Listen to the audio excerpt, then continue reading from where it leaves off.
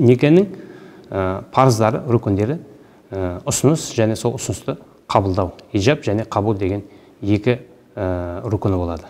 Яғни сен маған тұрмысқа шық, мен саған тұрмысқа шығам деген сияқты ер әйелдің бір-біріне ризашылығымен келісулер болады. Ал енді шарттарына келетін болсақ, жаңағы екі ер адам, мұсылман, екі ер адам балиғатқа толған.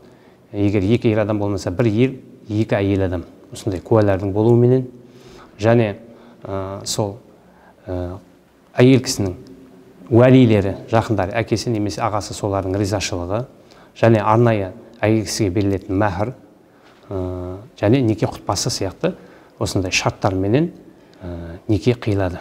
Басқа бір хадисінде әз-занияттуллати янкиху нафсаха биғайри байина дейді.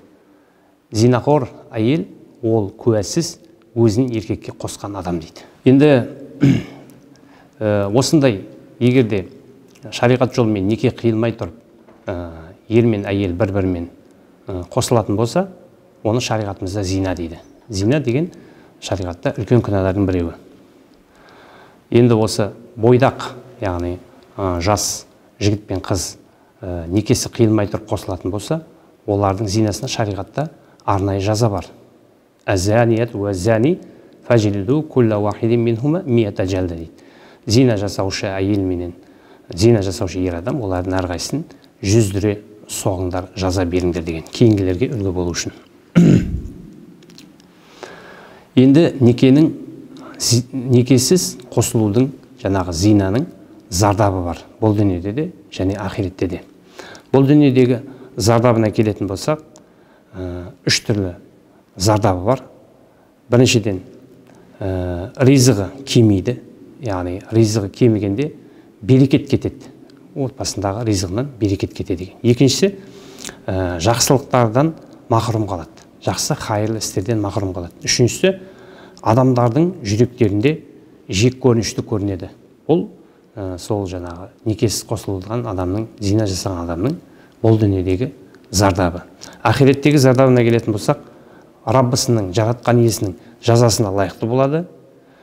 Қиямет күнінде есебі ауыр болады.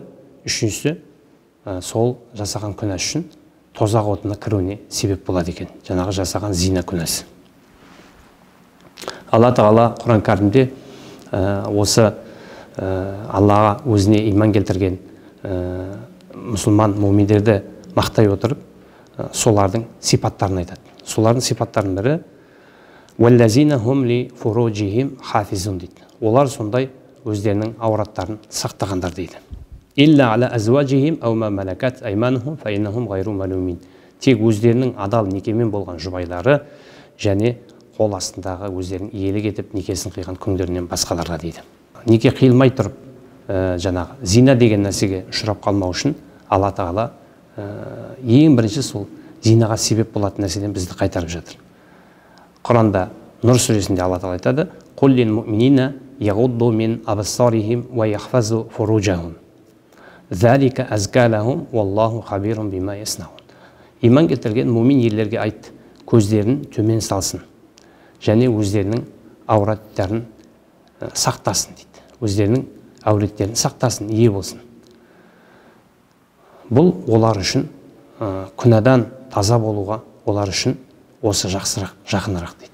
Алла олардың не істеп жатқандарын біледі дейді.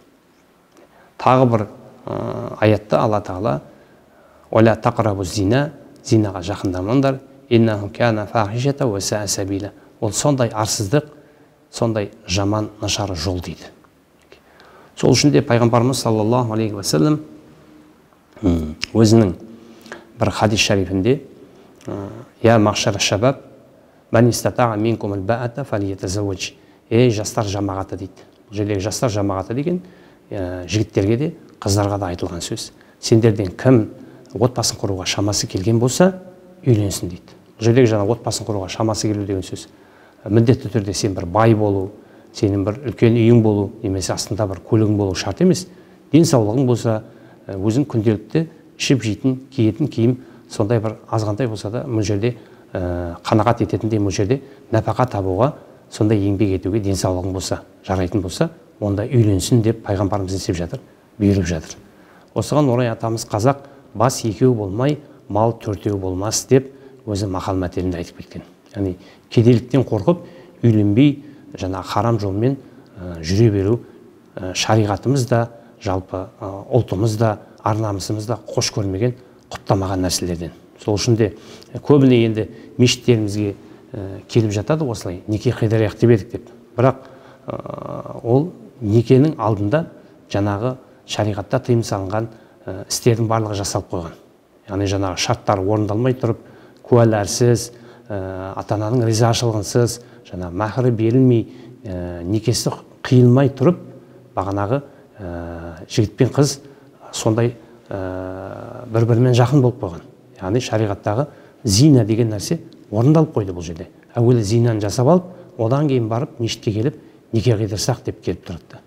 Осы бір көбіне жастардың арасында болып жатқан қателік. Сондықтан да әуелі сол нәрсеге бармай тұрып, бір-біріне жақындамай тұрып, әуелі мешітке келіп, жаңағы ата-аналарының ризашылықтарын алып, сол некенің шарттарын орындап, адал некесін қиып, сосын барып не істеу керек екен, бірге жақын болуға рұқсат етіледі екен сол некеден кейін. Алла тағала біздердің осы жастарымызды, ер жігіттер, бозбалалар мен бойжеткендер, соларды Алла тағала сол адал некеден дүниеге адал ұрпақ әкелетін жастардан болуын нәсіп етсін. Алла тағала сол жастарымызға өзінің тура жолына Алла тағала оларға тауфиқ берсін. Ва ахиру дағуана анил хамдулиллахи роббил алемин.